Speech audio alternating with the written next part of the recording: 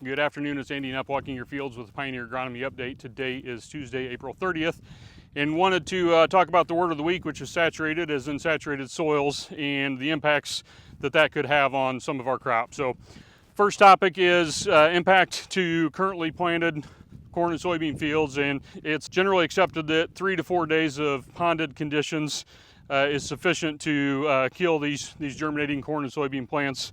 And so we'll have to kind of keep a close eye on some of these fields, but the likelihood that we have to jump back in and do a little bit of spotting back in from a replant perspective is probably fairly likely in a few areas. The second topic I wanted to talk about was potential for nitrogen loss. So obviously when we see areas of fields that are ponded, and we think about the warm temperatures we had sort of late winter, warmer than normal, we are set up probably for the potential for a little bit of nitrogen loss. And so again, nothing actionable at this moment other than to say we want to watch our corn fields.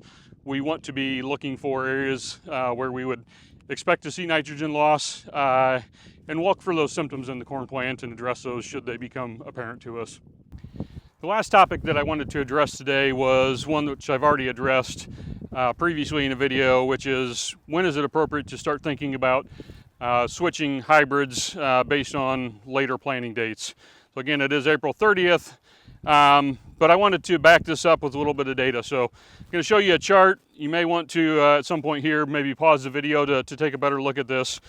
But I pulled data from the last 10 years looking at planting date and what's the impact in terms of yield and moisture for delayed planting. And if you look closely at the data, you know, it's really clear that we still should stick with our planting plans with our adapted hybrids, even as late as 117 day through the end of the month. And from a yield perspective, that's probably going to give us our best outcomes. We do take a little bit of a penalty in moisture as we delay planting. We also take a penalty in yield. I mean, these are things that I think we know fairly well, but it's pretty clear that knee-jerk reactions and moving to really early hybrids is really probably not our best decision. And even where this data shows some early hybrids looking pretty good, I do want to say that we just don't have a ton of data to back that information up. So it's really limited looks when we're talking about planting in June. So again, I think the take-home message is three things. Let's not fret too much right now about what we have planted. Most of it so far looks okay, but we may have a few little spots to replant.